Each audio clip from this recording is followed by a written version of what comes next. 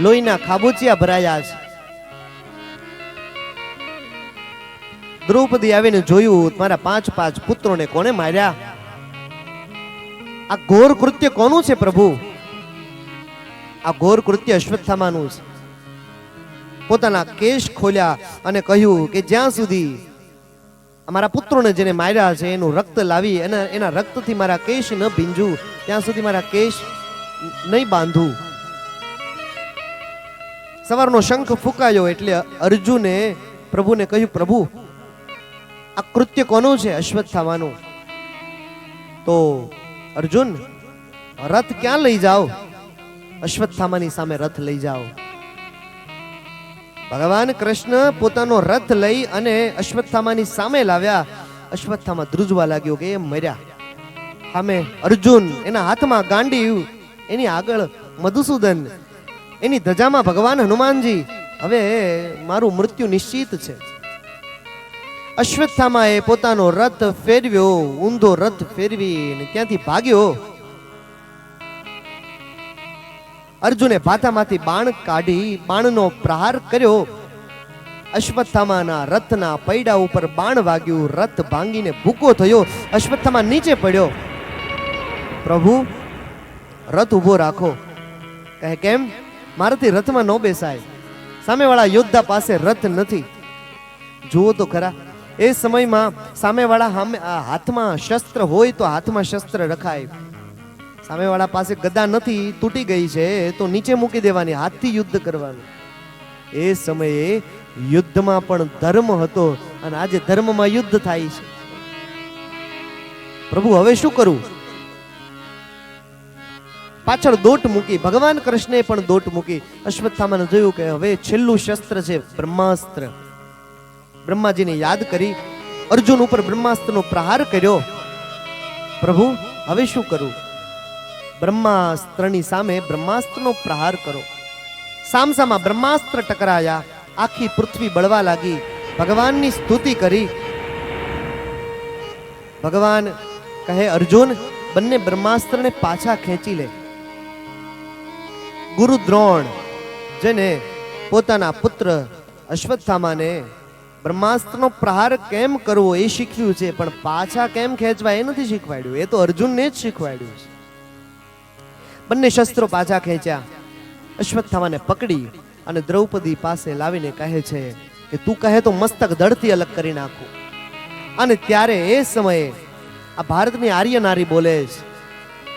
અર્જુનને કહ્યું, મુચ્યતામ મુચ્યતામ એષ બ્રાહ્મણો નિતરામ ગુરુઃ. અર્જુન, મુચ્યતામ મુચ્યતામ એષ, આને છોડી દો, આને કાઢી મૂકો, પણ આને તમે મારશો નહીં. કેમ? બ્રાહ્મણો નિતરામ ગુરુ. એક તો બ્રાહ્મણ છે અને બીજું તમારા ગુરુ દ્રોણના પુત્ર છે.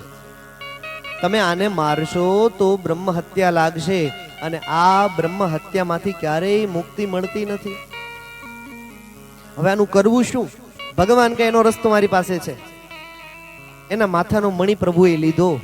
બ્રાહ્મણને અપમાનિત કરવાથી અને ત્યાંથી કાઢી મૂકવામાં આવે તો બ્રહ્મ હત્યા સમાન ગણાય છે. અશ્વત્થામાને કાઢ્યો, પણ એ બદલો લેવાની ભાવના લઈને વનમાં ગયો. પુનઃ બ્રહ્માજીની તપસ્યા કરી વળી પાછું બ્રહ્માસ્ત્ર મેળવી લીધું છે. અને અશ્વત્થામાએ બદલો લેવાની ભાવનાથી અભિમન્યુની પત્ની ઉત્તરા સગર્ભા અવસ્થામાં છે. એનો વંશ ન બચવો જોઈએ આવો વિચાર કરી અશ્વત્થામાએ વળી પાછા એક બ્રહ્માસ્ત્રનો પ્રહાર કર્યો છે. ભગવાન કૃષ્ણ યુદ્ધનો વિરામ થયો. એક પગ રથ ઉપર, એક પગ નીચે દ્વારિકા તરફ પ્રયાણ કરવાની તૈયારી કરે છે. એ સમયે ઉત્તરા દોડતા દોડતા આવીને ભગવાનના ચરણોમાં ઢળી પડી. પ્રભુ, મને ઉદરમાં પીડા થાય છે.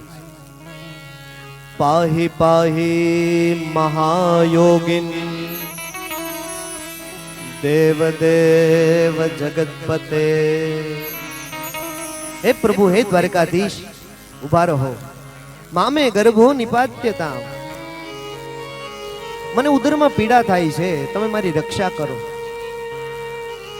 ઉત્તરાની સ્તુતિ સાંભળી અને ભગવાન કૃષ્ણ અંગૂઠા જેવડું રૂપ ધારણ કરી, શંખ ચક્ર ગદાપદ્મ ધારણ કરી ઉત્તરાના ગર્ભમાં પ્રવેશ કર્યો. ગર્ભમાં જ બ્રહ્માસ્ત્રનો નાશ કર્યો અને ભગવાન ગર્ભમાં રહેલા બાળકને પરીક્ષાઓ થવા લાગી. ભગવાનને જોયા, ગર્ભમાં જ જેને ભગવાન નારાયણ દર્શન આપ્યા છે, શંખ ચક્ર ગદાપદ્મ ધારણ કર્યા છે, એ ગર્ભમાં રહેલા બાળકને પરીક્ષાઓ થવા લાગી. એ બાળકનો જન્મ થયો, પરીક્ષાઓ થઈ, એટલા માટે બાળકનું નામ પડ્યું છે પરીક્ષિતજી મહારાજ. બોલીએ પરીક્ષિતજી મહારાજ કી જય. ઉત્તરા અને અભિમન્યુનો પુત્ર આ પરીક્ષિત. પછી પ્રભુ ત્યાંથી વિદાય લેવાની તૈયારી કરે છે, એવામાં કુંતાજી આવ્યા અને કુંતાજી આવી ભગવાનને કહે છે કે પ્રભુ, જે વ્યક્તિ જે માગે એને તમે એ આપો છો. માગો 20 આપે 30, એ છે દ્વારિકાધીશ. એ ક્યારેય બાકી નો રાખે, વ્યાજ સાથે આપે મારો ગિરધારી રે. દ્રૌપદી હાડીનો છેડો ફાડી અને કૃષ્ણના હાથે બાંધ્યો, એક એક તાતણાની એક એક સાડી પાછી આપે, એ છે ગિરધારી.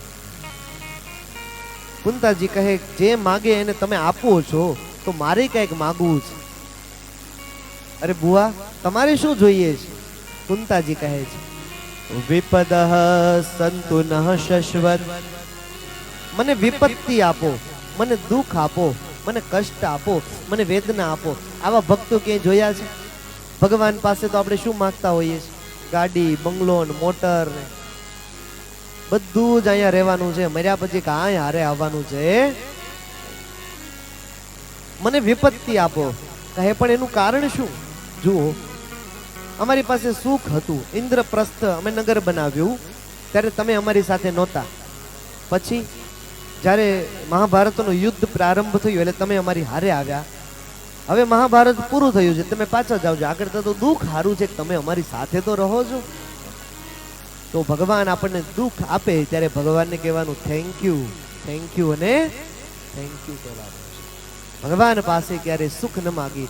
સુખ આવે કે દુઃખ આવે એની અંદર સમ રહે છે, એને સ્થિતપ્રજ્ઞ કહેવાય. ભગવદ્ ગીતા એમ કહે છે. એટલે જ્યારે વિપત્તિ આવે, જ્યારે દુઃખ આવે, જ્યારે કષ્ટ આવે, ત્યારે આપણે ભગવાનને આપણે યાદ કરીએ છીએ. મને મુશ્કેલી જ્યારે પડે ત્યારે તને યાદ કરું. મને મુશ્કેલી જ્યારે પડે ત્યારે તને યાદ કરું. સુખમાં હું વિસરું તને, દુઃખમાં હું યાદ કરું. સુખમાં હું વિસરું તને, દુઃખમાં હું યાદ કરું. મૂડી હોય જ્યારે બે પૈસાની, મૂડી હોય જ્યારે બે પૈસાની, બની જાઉં ત્યારે બહુ અભિમાની. બની જાઉં ત્યારે બહુ અભિમાની. જ્યારે ખાવાના સાસા પડે ત્યારે તને યાદ કરું. જ્યારે ખાવાના તાળી પાડીને પડે ત્યારે તને યાદ કરું. સુખમાં હું વિસરું તને, દુઃખમાં હું યાદ કરું. સુખમાં હું વિસરું તને, દુઃખમાં યાદ. શ્રી રાધે, શ્રી રાધે.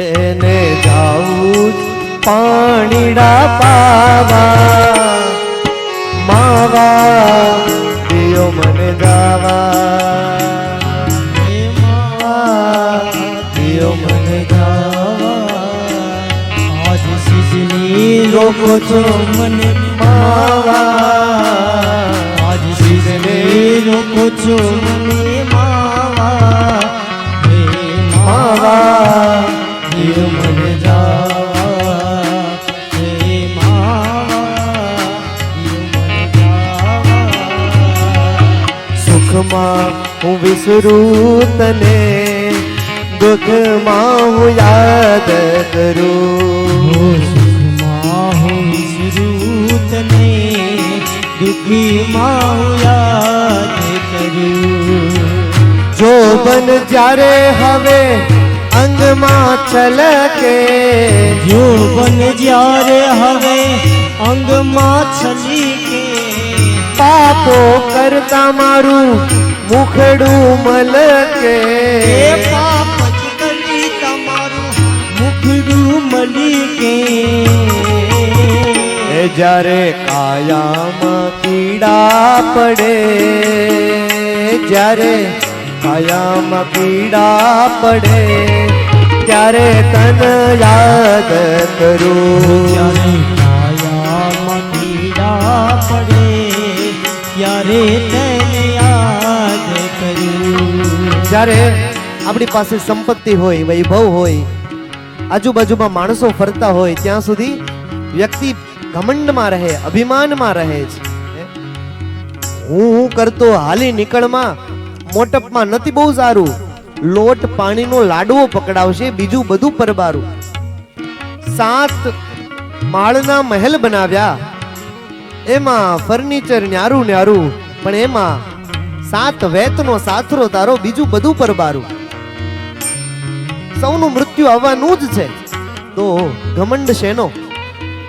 સાથે હોય જ્યારે બે સંગાતી સાથે હોય જ્યારે બે સંગાથી ગજ ગજ ફૂલે ત્યારે છાતી મારી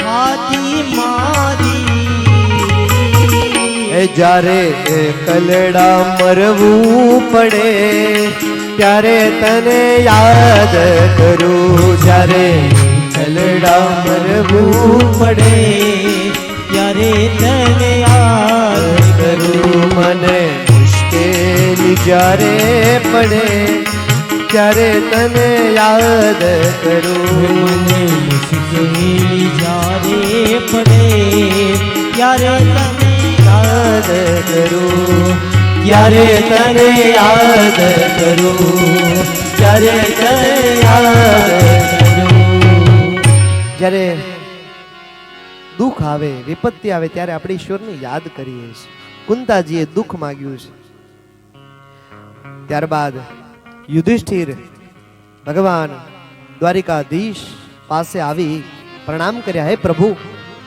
હું આ પૃથ્વીનો રાજા બનીશ તો સાચો ધર્મ શું છે તમે મને ધર્મનું જ્ઞાન આપો ભગવાન કૃષ્ણ 5 પાંડવોને લઈ કુંતાજી દ્રૌપદી બધાને લઈ મહાભારતના મેદાનમાં આવ્યા જ્યાં બાણશૈયા પર પિતામહ ભીષ્મ દાદા સુતા છે અને ભગવાન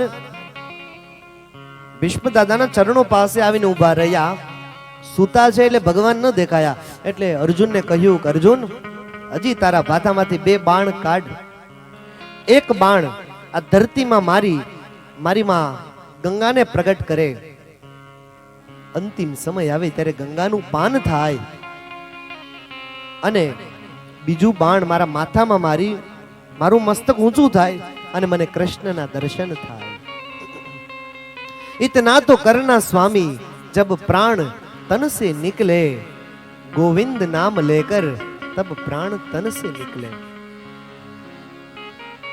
યુધિષ્ઠિર ભગવાન પાસે આવીને પૂછ્યું, પ્રભુ સાચો ધર્મ શું છે? પિતામહ ભીષ્મ દાદા ભગવાન કૃષ્ણની એક સ્તુતિ કરે છે.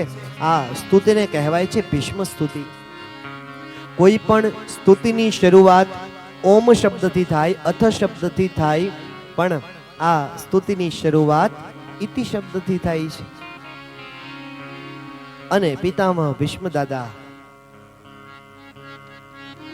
યુધિષ્ઠિરને કહે કે સાચો ધર્મ તમારી સામે ઊભો છે અને તમે મને પૂછો છો ધર્મ શું છે? હવે જુઓ, તમે સાંભળો સાચો ધર્મ શું છે.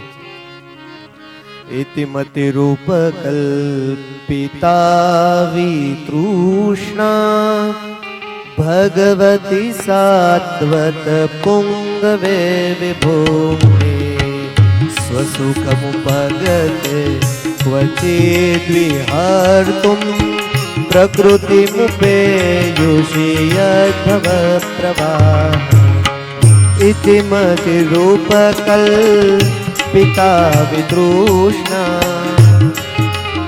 પાંડવોને કહે પિતામહ ભીષ્મ દાદા કે જુઓ, સાંભળો, મારી કુંવારી કન્યાને, મારી દીકરીને હું કૃષ્ણ સાથે પરણાવવા માંગુ છું. બધાયના કાન ચોંક્યા. ભીષ્મ દાદા એ તો બ્રહ્મચારી છે, એના વળી ક્યાં લગ્ન થયા ને એના ઘરે ક્યાં દીકરી? પિતામહ ભીષ્મ દાદાને પૂછ્યું કે આ શું? ઇતિમતિ રૂપ કલ્પિતા વિતૃષ્ણા. ભીષ્મ દાદા દીકરી કઈ? પિતામહ ભીષ્મ કહે છે ઇતિમતિ, આ મારી મતિ છે, મારી કુંવારી કન્યા છે, મારી દીકરી છે. આજ સુધી આ મતિમાં કોઈનું ચિંતન કર્યું નથી. હે પ્રભુ, આ મારી મતિમાં તમારું ચિંતન કરવા માંગુ છું, તમારું સ્મરણ કરવા માંગુ છું. ભગવાન હરિનું એવું સ્મરણ કરીએ કે જગતનું વિસ્મરણ થઈ જાય. ભગવાન હરિનું એવું સ્મરણ કરીએ કે આપણું મરણ સુધરી જાય. મારી કુંવારી કન્યા એટલે મારી મતિ તમારી અંદર પરવવા માંગુ છું. જીવ માત્રને ઈશ્વર સાથે પરણવાનું છે. પ્રભુ દ્વારિકાધીશ, તમે કેટલા દયાળુ છો. ત્રિભુવન કમનમ તમાલવર્ણમ રવિકર ગૌરવ રામપદમ દધાને શ્રી કૃષ્ણ ગોવિંદ હરે મુરારી હે નાથ નારાયણ વાસુદેવ. હે પ્રભુ, તમે કેવા છો? ત્રિભુવન કમનમ, ત્રિભુવનની અંદર જે પૂજાય છે એ તમે છો, અને તમાલ વર્ણના છો. દ્વારિકાધીશ, તમે કેટલા દયાળુ છો. એક પ્રતિજ્ઞા લીધી પિતામહ ભીષ્મ દાદાએ, અને ભીષ્મની પ્રતિજ્ઞા કેવી છે? ક્યારેય તોડે નહીં, પૂરી કરે પ્રતિજ્ઞા. ભીષ્મ દાદા બોલી ગયા, હું દ્વારિકાધીશને શસ્ત્ર ઉપાડાવીને રહીશ. મહાભારતમાં દ્વારિકાધીશ કહે કે હું શસ્ત્ર ઉઠાવીશ નહીં. દ્વારિકાધીશ, તમે સામે અર્જુનના રથની અંદર સારથી બનીને બેઠા છો. મેં બાણ કાઢ્યું, બાણને પ્રત્યંચા ઉપર ચડાવી તમારા રથના પૈડા ઉપર બાણનો પ્રહાર કર્યો. રથ ભાંગીને ભૂકો થયો, તમે નીચે પડ્યા. ભગવાન દ્વારિકાધીશને ગુસ્સો આવ્યો. ક્રોધમાં રથના પૈડાને હાથમાં લઈને પિતામહ ભીષ્મ દાદાની પાછળ દોડ્યા. સુદર્શન ચક્રની માફક તમે તમારા હાથમાં શસ્ત્ર ધારણ કર્યું. તમે મારી પ્રતિજ્ઞા રાખવા માટે તમે તમારી પ્રતિજ્ઞા તોડી છે. પ્રભુ, તમે કેવા દયાળુ છો.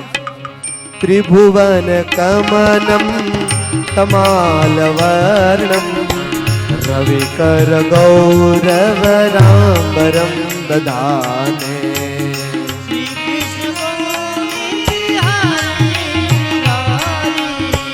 વપુરલકકુલા વૃતાનનાથમ વિજય સખે રતિરસ્તુ મે નવદ્યા. હરે મુરારી હે નાથ નારાયણ વાસુદેવ. ભગવાન, તમે બહુ દયાળુ છો. ભગવાનની સ્તુતિ કરી, અને આપણે એવું કહીએ કે ભીષ્મ દાદા એ મકર સંક્રાંતિ એટલે કે ઉત્તરાયણનો દિવસની વાટ જોઈને બેઠા છે કે એ દિવસે પ્રાણ છૂટે તો મોક્ષ મળે, પણ એવું નહીં. ભગવાન દ્વારિકાધીશના દર્શન થઈ જાય પછી હું મારા પ્રાણ છોડું. એમ મૃત્યુ વેળાએ જો ભગવાનનું નામ લેવાય જાય, અંતે યા મતિ સા ગતિ. મૃત્યુ વેળાએ જે નામ ભગવાનનું લઈએ એ પદની પ્રાપ્તિ આપણને થાય અને થાય છે. પછી તો ભગવાન રથમાં બિરાજમાન થઈ અને પ્રભુ દ્વારિકામાં આવ્યા. પ્રભુનું દ્વારિકામાં ભાવથી સ્વાગત કર્યું. ભગવાન દ્વારિકાની અંદર 100 વર્ષ લીલાઓ કરી છે. જ્યારે માયાને સમેટી લેવાનો વખત આવ્યો, ભગવાન દ્વારિકાધીશ ભાલકા તીર્થમાં આવ્યા. પોતાના પગની આંટી ચડાવીને બેઠા છે. શંખ ચક્ર ગદા પદ્મ ધારણ કર્યા છે.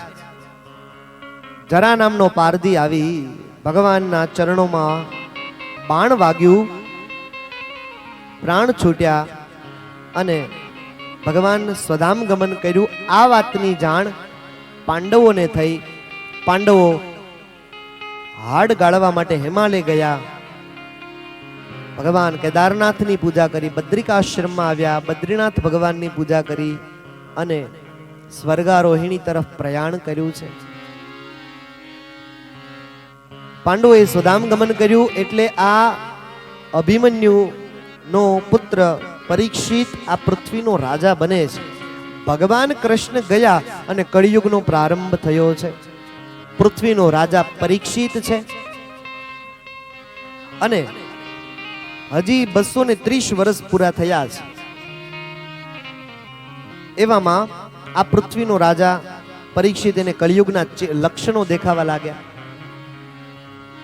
એટલે સામે પરીક્ષિત રાજાની સામે કળિયુગ આવીને ઊભો રહ્યો એટલે તલવાર કાઢી અને પરીક્ષિતને કળિયુગને મારવા જાય એટલે દેવર્ષિએ હાથ પકડ્યો. રાજા, તમે આને મારશો નહીં. કહે આ કોણ છે? આ કલિયુગ છે. કલિયુગ કેવલ નામ આધારા. કલિયુગની અંદર કેવલ ભગવાનના નામનું સંકીર્તન કરવાથી મોક્ષ મળે છે. આ કલિયુગને તમે મારશો નહીં, તમે એને રહેવા માટે સ્થાન આપો. એટલે પરીક્ષિત રાજા કલિયુગને રહેવા માટે સ્થાન આપે છે. એનું વર્ણન ભાગવતકાર લખે, હું અહીંયાથી વર્ણન કરું છું. આટલી જગ્યાએ આપણે જાતા હોઈએ તો આપણે કલિયુગમાં રહીએ છીએ, બાકી ભાગવત સપ્તાહ શ્રવણ કરવા માટે આવીએ. નિત્ય આપણા ઘરે ભગવાનની ભક્તિ થતી હોય તો આપણે એ માટે આજ સત્ય, ત્રેતા અને દ્વાપર છે. કયા કયા સ્થાન આપ્યા છે કળિયુગને રહેવા માટે? દ્યુતમ પાનમ સ્ત્રિય સોના યત્રા ધર્મશ્ચતુર્વિધ.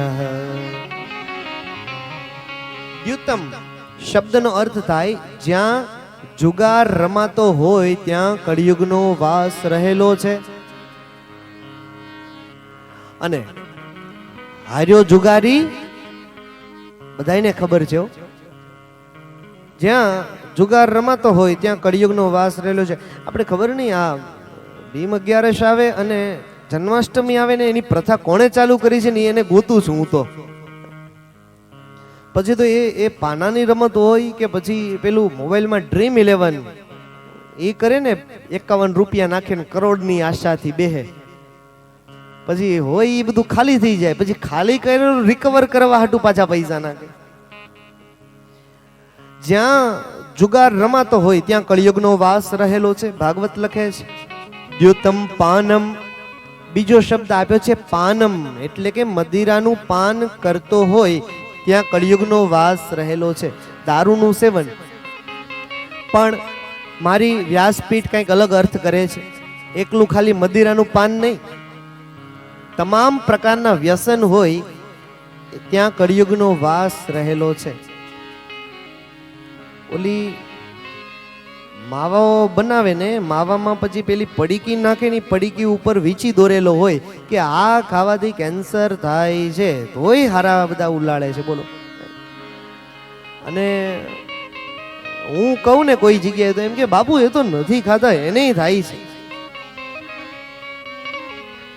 એ માવો બનાવીને તમને વાત કરું, મારી કલ્યાણપુરમાં કથા 4-5 વર્ષ પહેલા, એટલે મેં એક કથામાં વર્ણન કર્યું. માવો છે ને એને બનાવીને પછી આમ ગધેડાની સામે મૂકે તો ગધેડું ખાતું નથી. બોલો. તો કથા પૂરી થઈ એટલે એક ભાઈ મારી પાસે આવ્યા. બાપુ એ ગધેડા હાટું થોડા બન્યા છે કે? એ તો માણા હાટું બન્યા છે. વાલા, આવું કોઈ વ્યસન હોય તો છોડી દેજો. પોતાની માટે નહીં, પોતાના પરિવાર માટે, પોતાના સ્વજનો માટે તમે એનો ત્યાગ કરજો. અને પછી એ ખાવાથી કાંઈ મળતું નથી. એ કરતા જો વરની અંદર જેટલા માવા ખવાય ને એટલા રૂપિયા ભેગા કરવાના ને પછી કાજુ કતરી લઈને ખાવાની. પાકો માલ ખાવાનો, કચરો શું ઉડાડવાનો. પછી ઘણાને બેઠા બેઠા બીડિયું ચૂહવાની, ખબર નહીં એટલું બધું શું એમાં રસ રહેલો છે. ઘણી માવડીઓને બજરનું બંધાણું હોય. તો કોઈને આવું વ્યસન હોય તો છોડી દેજો વાલા. એટલે માવા, બીડી, તમાકુ, દારૂનું તો તમે બધા તો પીતા જ ને, કારણ કે વૈષ્ણવ સમાજમાંથી છો એટલે એ તો વર્ણન નથી કરવું, નકર એનું કરવાનું હતું, બીજું લિસ્ટ હતું મારી પાસે. પણ દારૂ એનાથી પણ ઉપર છે. ઈંડા ને માંસ મટન સુધી પણ આપણા લોકો પહોંચ્યા છે. એટલે એ આપણા સનાતન ધર્મની અંદર એનું વર્ણન ક્યાંય છે નહીં. એટલે આનાથી આપણે દૂર રહીએ અને પાકો માલ ખાવાનો. ભગવાન કૃષ્ણએ જે ખાધું છે, માખણની ચોરી કરતા, અને ઋગ્વેદમાં તો એવું લખ્યું છે, ઋણમ કૃત્વા ઘૃતમ પીબેત, દેણું કરીને તે ઘી ખાઈ લ્યો, ઘી પી લ્યો. અડદિયો આવે છે, વર્ષનું બધું ભેગું કરી માવાના પૈસા. એક માવો કેટલાનો આવે? 10 રૂપિયાનો, 15 રૂપિયાનો, 15 રૂપિયાનો આવે. 15 દિવસના 10 ખાતા હોય તો 150 રૂપિયા થાય ને. તો મહિનાના પછી વર્ષના ભેગા કરી અને પછી એટલાનો અડદિયો બનાવવાનો, પછી રોજ 15 બટકા ખાવાના. પાકો માલ ખાવાનો છે. તો વાલા, આવું વ્યસન નહીં, હરિના નામનું વ્યસન રાખીએ કે આપણી બાજુમાં કોઈ પણ મંદિર આવેલું છે ત્યાં હું દર્શન કરવા જાઉં નહીં ત્યાં સુધી હું નાસ્તો કરવા નહીં બેસું. આવું કેમ નથી થતું? મારી માતા પિતાને હું પગે નહીં લાગુ ત્યાં સુધી હું પાણી નહીં પીવું. વ્યસન આવું કરીએ. દ્યુતમ પાનમ સ્ત્રીયઃ સોના, વ્યભિચાર રહેલો છે ત્યાં કળિયુગનો વાસ રહેલો છે. અસુન એટલે કે હિંસાલય, કતલખાનું જ્યાં આવેલું છે ત્યાં કળિયુગનો વાસ રહેલો છે. આટલી જગ્યા પરીક્ષિત રાજાએ કળિયુગને રહેવા માટે સ્થાન આપ્યા. એટલે કળિયુગ કહે છે કે આટલી જગ્યા ભાઈ મારે નહીં થઈ રે. પુનશ્ચ યાચમાનાય, ફરીથી જગ્યા માંગી, હજી કંઈક જગ્યા રહેવા માટે આપો. 4 BHK નો ફ્લેટ લીધો હોય, પછી આજુબાજુમાં કોમન પ્લોટ મળી જાય તો ગાડી પાર્ક થઈ શકે. તો આટલા સ્થાન રહેવા માટે મને નહીં થઈ રહે, બીજા આપો. તો પુનશ્ચ યાચમાનાય જાત રૂપ મદાત પ્રભુ. જાત રૂપમ શબ્દનો અર્થ થાય સોનું. સોનામાં કળિયુગનો વાસ રહેલો છે. નાના બાપુ, આવું તો ક્યાંય છે નહીં. આપણે તો શુકન માનવામાં આવે છે, એટલે તો 1,26,000 ભાવ પોગાડ્યો છે. આટલા તોલું તો દેવું જ પડશે. હમણાં કચ્છમાં 5 દિવસ પહેલાનો જ દાખલો છે. કચ્છમાં આહિર સમાજ અને એને પહેલ કરી છે કે આપણા ઘરની અંદર કોઈ પણ પ્રસંગ હોય તો પ્રસંગની અંદર જે શુકન માનવામાં આવે, એટલે ચૂંક છે, વાડી છે, કડલી છે, એટલું નક્કી કરેલું છે, એટલું સુવર્ણ જ જ્યારે દીકરીના વેવિશાળ વખતે દીકરીને ચડાવવું. અને પછી તમારે હોનાથી મઢવા છે તો એ ઘરમાં મઢી દેવાના, બાકી સમાજમાં નહીં. અને ખરેખર એને બિરદાવીએ છીએ. એટલે એક વખત જોરદાર તાળીઓથી આપણે સમાજને બિરદાવી દઈએ. નાનો માણસ છે ને એ ન પહોંચી શકે તો, અને હોનું પાછું લીધા પછી લોકરમાં રાખીએ છીએ, એ તો પહેરવા કામ લાગતું નથી. તો સોનામાં કળિયુગનો વાસ નથી, એ તો પવિત્ર માનવા. તો ભાગવત કેમ એવું લખે છે? એટલા માટે લખે છે કે સોનું એટલે અર્થ કર્યો છે અનિતિનું ધન. કેમ સોનું એ હું તમને આગળ હમણાં કહું, પણ સોનું હોય ને એ જડેલું ન સારું અને ચોરેલું ન સારું. આટલી જગ્યા રહેવા માટે આપી એટલે થોડી વસ્તુ એને ગિફ્ટમાં મળી છે. તતો નૃતમ મદમ કામમ રજો વૈરમ ચ પંચમમ. જ્યાં મદ રહેલો છે, અભિમાન રહેલો છે કે હું છું એટલે આ થાય છે. અરે ભાઈ તું નહોતો તેદી થાતું તું ને તું નહીં હો તેદી થવાનું છે. મદમ અભિમાન રહેલું છે ત્યાં કળિયુગનો વાસ છે. કામ રહેલો છે ત્યાં કળિયુગનો વાસ છે. અને શત્રુતા જ્યાં રહેલી છે ત્યાં કળિયુગનો વાસ રહેલો છે. આટલી જગ્યા કળિયુગને રહેવા માટે આપી. હવે આટલી જગ્યાએ આપણે જાતા હોઈએ તો આપણે કળિયુગમાં છીએ, બાકી આજ આપણી માટે સત્યયુગ છે, આજ દ્વાપર છે ને આજ ત્રેતા છે. રાજા પરીક્ષિતે પોતે સ્થાન આપ્યા રહેવા માટે.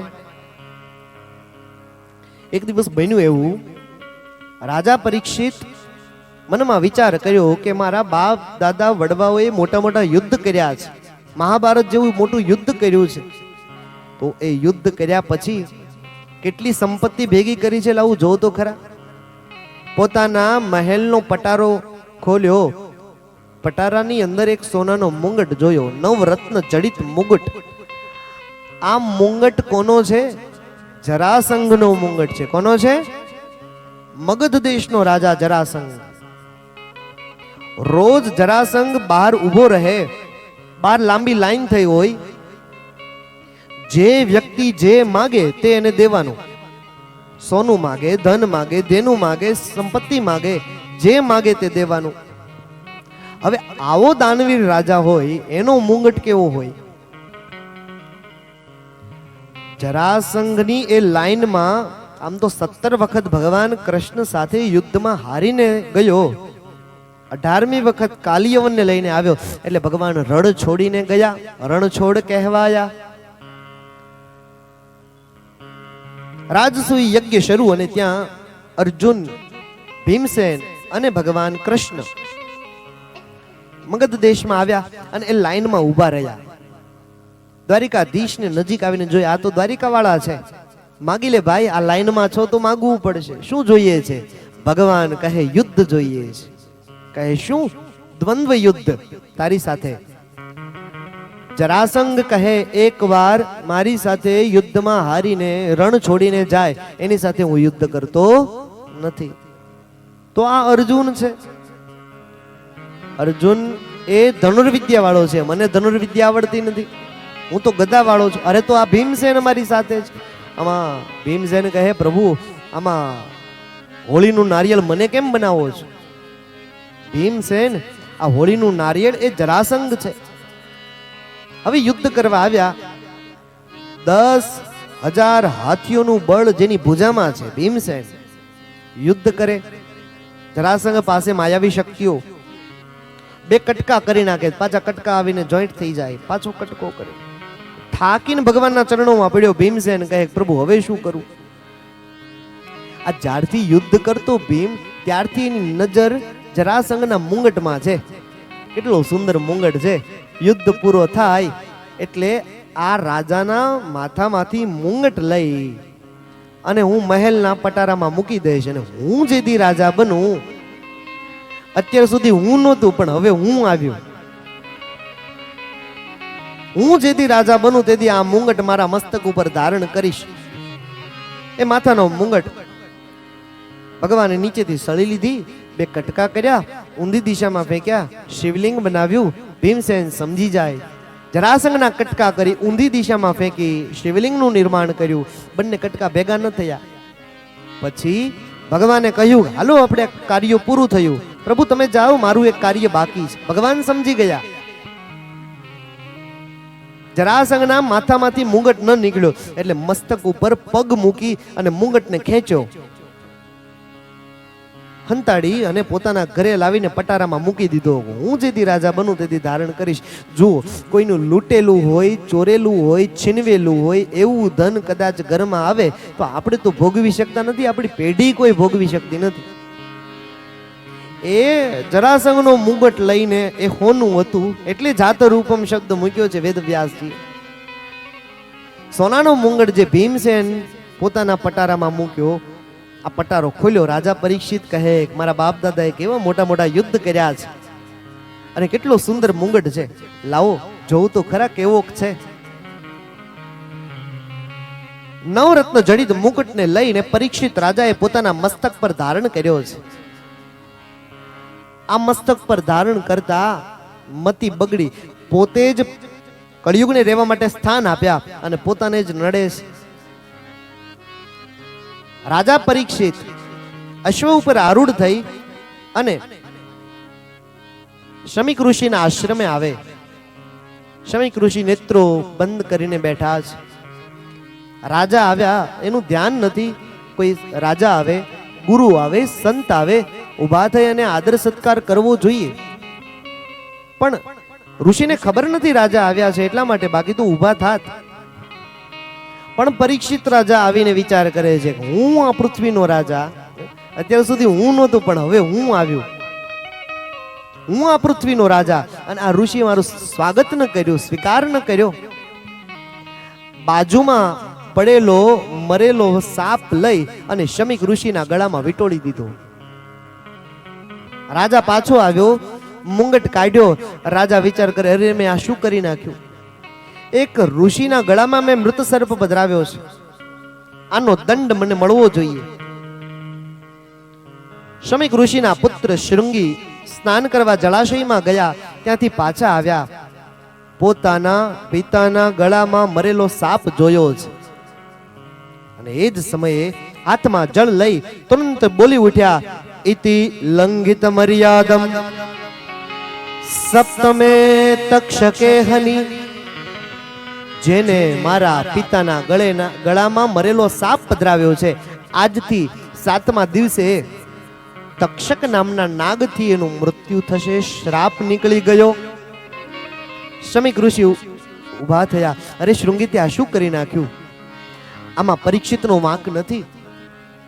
એને મસ્તક પર જરાસંઘનો મુગટ પહેર્યો છે, એમાં કળિયુગનો વાસ આવ્યો એટલા. અરે ગમે તે હોય, શ્રાપ નીકળી ગયો, મિથ્યા ન થાય.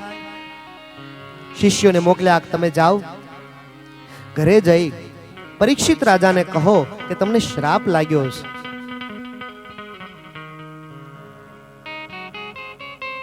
શમીક ઋષિના શિષ્યો પરીક્ષિત રાજા પાસે આવ્યા અને રાજાને કહ્યું કે રાજા, તમે શમીક ઋષિના ગળામાં મૃત સર્પ પધરાવ્યો, શૃંગીએ તમને શ્રાપ આપ્યો છે, આજથી 7મા દિવસે તક્ષક નામના નાગથી તમારું મૃત્યુ થશે. જુઓ, દુનિયામાં કોઈ વ્યક્તિ એવો નથી કે પોતાના મૃત્યુની ખબર હોય, પણ પરીક્ષિત હતો ઇતિહાસમાં, એને ખબર પડી ગઈ કે 7મા દિવસે મારે જવાનું છે. એ વ્યક્તિની હાલત કેવી થઈ હશે? કોરોના થયો હોય અને હોસ્પિટલમાં દાખલ હોય, ડોક્ટર એમ કે 2 દિના ગરાક છો, અને પછી જે ભક્તિ લાગે એવી ભક્તિ રાજા પરીક્ષિતને લાગી. પોતાના પુત્ર જન્મે જઈને ગાદી સોંપી, વલ્કલ વસ્ત્રો ધારણ કરીને ગંગા ઘાટે આવીને બેઠા છે. એટલા માટે આ પ્રથમ સ્કંદ છે, એનું નામ અધિકાર લીલા પાડ્યું છે. અધિકાર લીલા. રાજા પરીક્ષિત કેવી રીતે અધિકારી બન્યા એની કથા કહી છે. અને ગંગા ઘાટે આવીને બેઠા. જે અધિકારી બને છે એને સદગુરુની પ્રાપ્તિ થાય છે. ગંગા ઘાટે આવી ધૂણી ધખાવીને બેઠા છે. ધૂણી રે ધખાવી બેલી અમે તારા નામની, ઓ ધીરે ધૂણી રે ધખાવી બેલી અમે તારા નામની, અમે તારા નામની,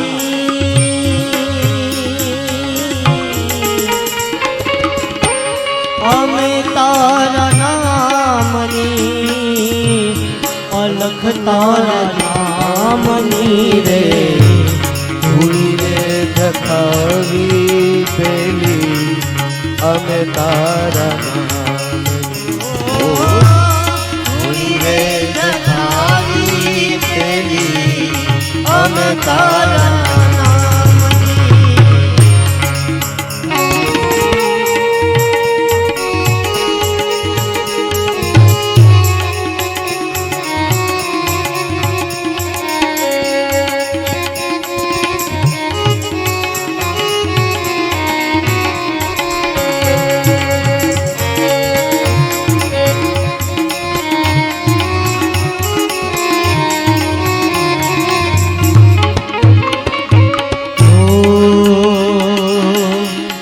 ભૂલો રે પડ્યો રે હંસો આંગણે ઉડીને આવ્યો હો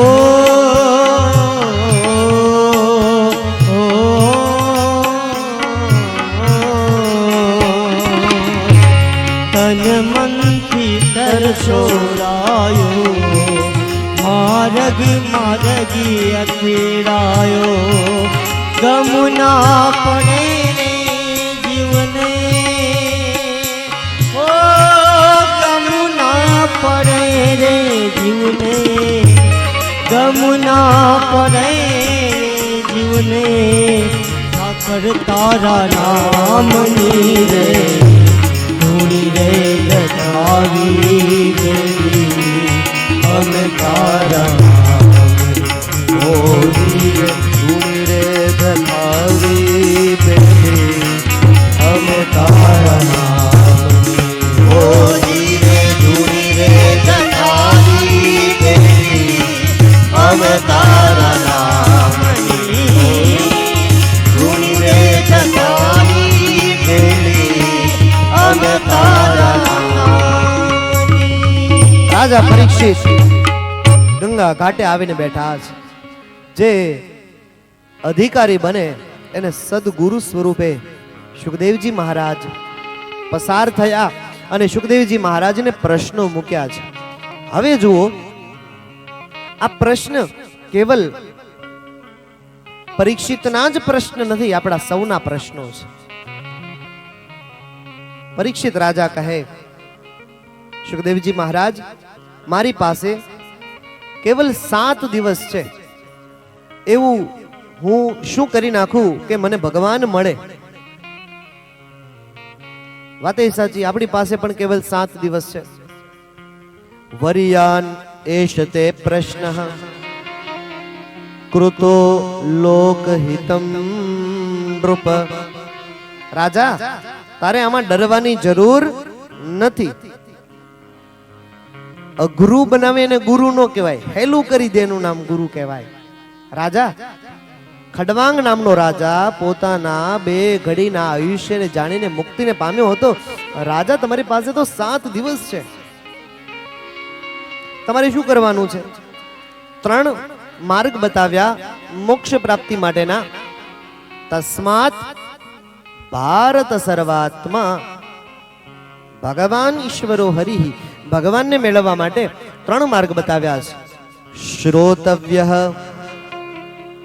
એટલે કે હું જે બોલું તે તમે એક આસને બેસીને તમે ભાવપૂર્વક સાંભળો. અને આમે તમે જુઓ ને તો નવદા ભક્તિમાં પહેલામાં પહેલી ભક્તિ હોય તો એ શ્રવણ ભક્તિ છે. શ્રવણમ કીર્તનમ વિષ્ણોઃ, પેલી શ્રવણ ભક્તિ છે. અને શ્રવણ કાન દ્વારા થાય, દર્શન આંખ દ્વારા થાય. અને આંખ કરતા કાનની તાકાત વધારે હોય છે. આંખ એક જ દિશાનું જુએ, જ્યારે પાછળનું દ્રશ્ય જોવું હોય તો આપણે પાછળ ફરવું પડે. પણ ગમે તે દિશામાંથી અવાજ આવે, કાન ફેરવવાની જરૂર નહીં. બીજું, 8 કલાક 10 કલાક આપણા નેત્રો બંધ પણ થાય, પણ કાન તો 24 કલાક ઉઘાડા. એટલે આંખ કરતા કાનની તાકાત વધારે છે. એટલે કે દર્શન કરતા શ્રવણનો મહિમા જાજો છે. શ્રોતવ્ય. બીજું, કીર્તિતવ્યશ્ચ. જ્યારે કથાની વચ્ચે ભજન આવે, ધૂન આવે, સંકીર્તન આવે, ત્યારે તમે નાચો અને હરિ માટે નાચો. તો આપણે કથાની અંદર આવ્યા છીએ, આપણે પણ ભગવાન માટે નાચીએ અને નાચતા નાચતા કીર્તન કરીએ. એટલા માટે અમારો કવિ લખે છે,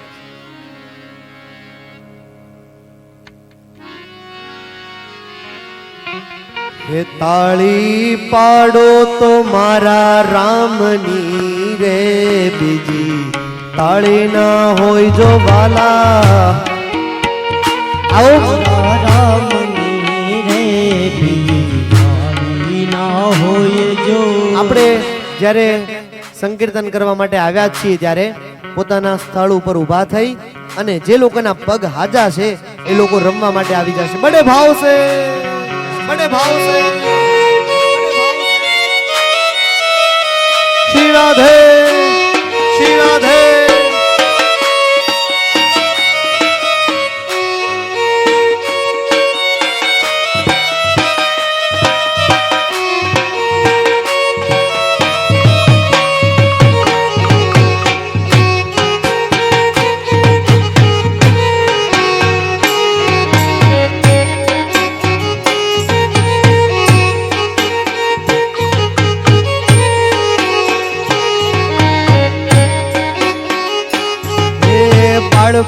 બાળપણમાં ઘણો ફેર છે રે બાળપણ કોને કહેવાય જો.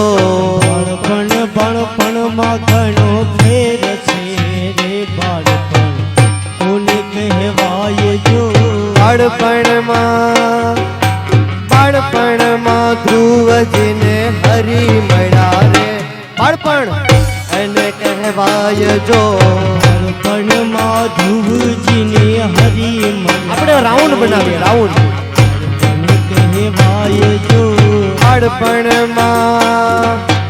બાળપણમાં પ્રહલાદને નૃસિંહ મળ્યા રે બાળપણ એને કહેવાય જો. બાળપણ નૃસિંહ મળ્યા રે બાળપણ એને કહેવાય જો. તાળી પાડો તો મારા, તાળી પાડો તો મારા રામની રે બીજી તાળી ના હોય જો. તાળી પાડો તો મારા રામની રે તાળી ના હોય જો. જય જય શ્રી રાધે, જય જય શ્રી રાધે.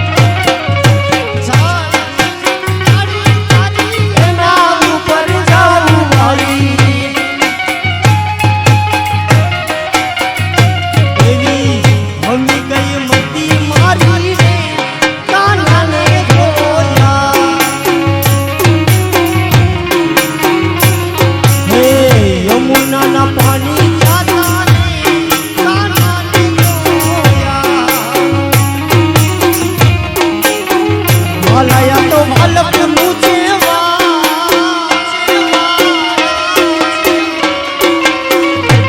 એને પાર તું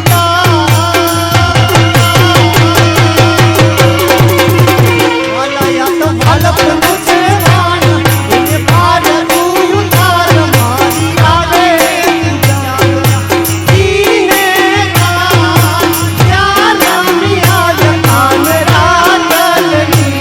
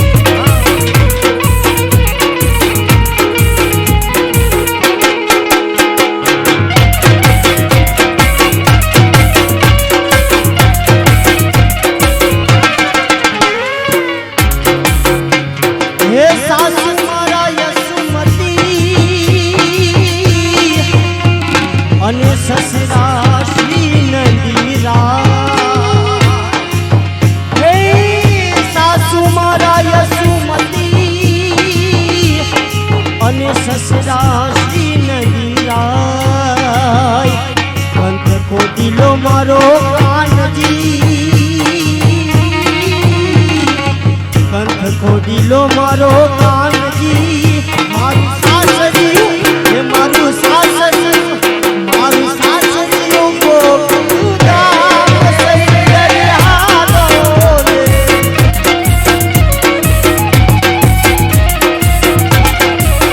એ મારે કૃષ્ણ જોયા ના મોર સૈયરિયાલો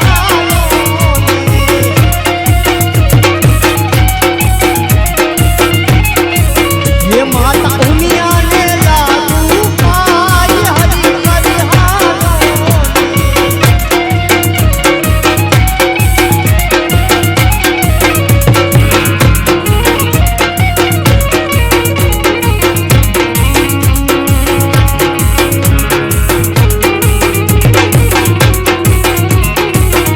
રમી લ્યો, રમી લ્યો.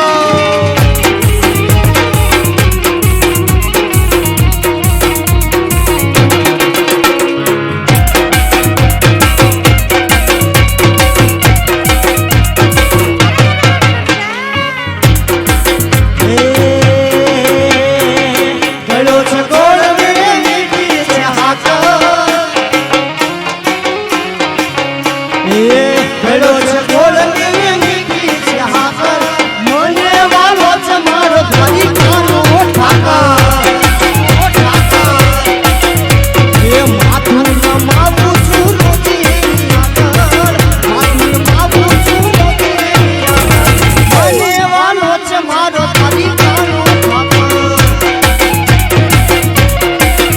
એ મને વાલો છે મારો દેડિયાનો ઠાકર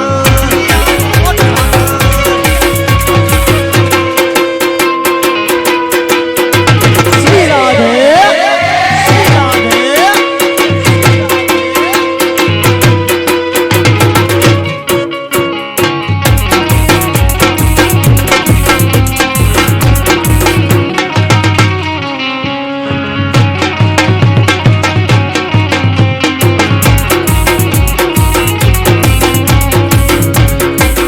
કાના મુજમાં વેલો આવ્યો ઘરમાં ગમતું નથી રે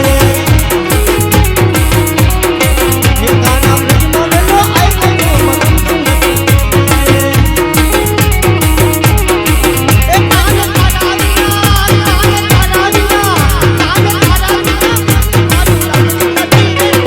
તારા વિના મારું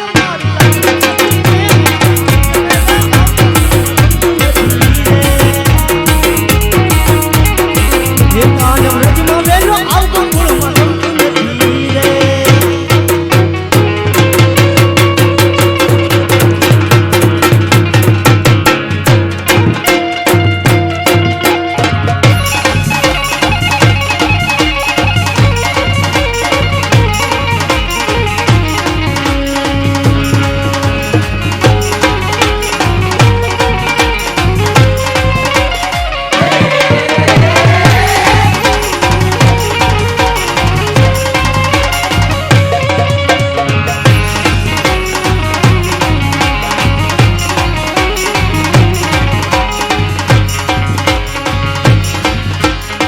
રાવણ સરક્યો રાજીઓને મગજને રૂસમાય હાલાજી તારા હાલાજી તારા હાલાજી તારા હાથ વખાણું એ પછી તારા પગલા વખાણું હે હાલાજી તારા હાથ વખાણું એ પછી તારા પગલા વખાણું હે હાલાજી તારા હાથ વખાણું એ પછી તારા પગલા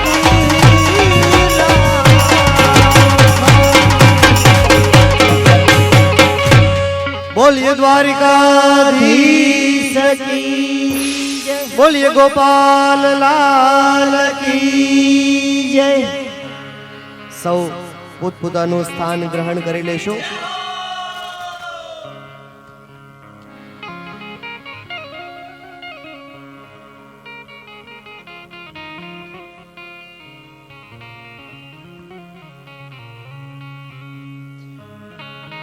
સુખદેવજી મહારાજ પરીક્ષિત રાજાને કહે, રાજા, મોક્ષ પ્રાપ્તિના 3 માર્ગ છે. શ્રોતવ્ય કીર્તિતવ્યશ્ચ કીર્તન શબ્દને ઉલટાવીએ એટલે નર્તકી આવું થાય. માયારૂપી નર્તકી સૌને નચાવે છે. માયારૂપી નર્તકીના મજબૂરથી નાચવું પડે. એના કરતા માયાના જે પતિ છે એ હરિ માટે નાચતા નાચતા કીર્તન ન કરીએ. શ્રોતવ્ય કીર્તિતવ્યશ્ચ, ત્રીજો શબ્દ આપ્યો સ્મર્તવ્ય. આપણે ભગવાનનું એવું સ્મરણ કરીએ કે જગતનું વિસ્મરણ થઈ જાય. આપણે ભગવાનનું એવું સ્મરણ કરીએ કે આપણું મરણ સુધરી જાય. રાજા એક આસને બેસી અને તમે કથાને શ્રવણ કરો. તમને શ્રાપ લાગ્યો છે અને કથા કહું છું, તમારી ઉપર દયા આવી ગઈ છે એટલે કથા કરું છું એમ નથી. હવે આ કથા કહ્યા સિવાય મારાથી રહી શકાય એમ નથી. કારણ કે કથા એ શ્રોતાને પછી પાવન કરે, પણ એ પેલા વક્તાને પાવન કરે છે. આપણને એમ થાય કે ત્યાંથી તો ઘણા બધા સંતો પસાર થતા, તો સુખદેવજીને જ કેમ વાત કરી પરીક્ષિત રાજાએ? ગમે તેને વાત કરી શકે, પણ અમારા કાગ બાપુ લખે એક રંગા અને ઉજળા જ્યાં ભીતર ને બીજી ભાત, એને વાલી દવલી વાત કરજે દિલની કાગડા. કવિ કાગ બાપુ લખે એક રંગા હોય અને ઉજળા હોય, ત્યાં પોતાના હૃદયની વાત કરાય છે દિલ ખોલીને. જ્યાં દિલમાં દયાને સ્થાન નથી ત્યાં વાત ન કર દિલ ખોલીને. એ પાણી વિનાના સાગરને નાઝીરની કશી જરૂર નથી. જ્યાં દિલમાં દયાને સ્થાન નથી ત્યાં વાત ન કર દિલ ખોલીને. સામે યોગ્ય વ્યક્તિ જોઈ અને પોતાના અંતરની વાત કરી છે. રાજા તારી ઉપર દયા આવી ગઈ છે ને કથા કહું છું એમ નથી, પણ હવે આ કથા કયા સિવાય મારાથી રહી શકાય એમ નથી. આ કથાએ મારા ચિત્તને હું પકડી લીધું છે. સુખદેવજી કહે તદપી કહે બીનું રહાન કોઈ. તુલસીદાસજી કહે ને, તુલસીદાસજીએ બહુ દિવ્ય ગ્રંથ આપ્યો છે. રામચરિતમાનસ ગ્રંથ આપણે વાંચીએ તો બાલકાંડના અંતમાં એક છંદમાં તુલસીદાસજી લખે છે કે મેં શા માટે આ રામચરિતમાનસ ગ્રંથ લખ્યો છે? સમાજના કલ્યાણ માટે, મારી વાહવાહી થાય એટલા માટે નહીં. આ કથા મારી વાણીને પવિત્ર કરવા માટે હું લખું છું. નિજ ગીરા પાવની કરન કારણ રામ જસુ તુલસી કહ્યો રઘુવીર ચરિત અપાર પારી પારુ કવિ કોને લયો. ઉપબીત બ્યાહ ઉછાહ મંગલ સુનીજ સાદર ગાવહી. ઉપબીત બ્યાહ ઉછાહ મંગલ સુનીજ સાદર ગાવહી. વૈદેહી રામ પ્રસાદ તેજન સર્વદા સુખ પાવહી. નિજ ગીરા રામ જસુ તુલસી કહ્યો નિજ ગીરા પાવ. નિજ ગીરા મારી વાણીને પવિત્ર કરવા માટે આ તો રામચરિતમાનસ ગ્રંથ લખું છું. એમ સુખદેવજી મહારાજ કહે કે તદપી કહે બીનું રહાન કોઈ. આ કથા કયા સિવાય હવે મારાથી રહી શકાય એમ નથી. જો રાજા એક આસને બેસી અને તમે કથાને સાંભળો અને તમે આ કથાની અંદર હૃદયથી તમે કથા સાંભળજો, તમે મન નહીં લગાવતા. કારણ કે ભક્તિમાં ક્યારેય હંમેશા હૃદય લગાવાય છે, મન લગાવાતું નથી. એમાં બુદ્ધિ ન લગાવાય, એમાં હૃદય લગાવાય છે. અમે કથામાં ગમે ત્યારે જઈએ ને એટલે એક શબ્દ અમારે વારે ઘડી આવતો હોય, કાર્ય કરતા. પછી કાર્ય કરતા હોય કે ન કરતા હોય પણ એને કહેવાય કાર્ય કરતા.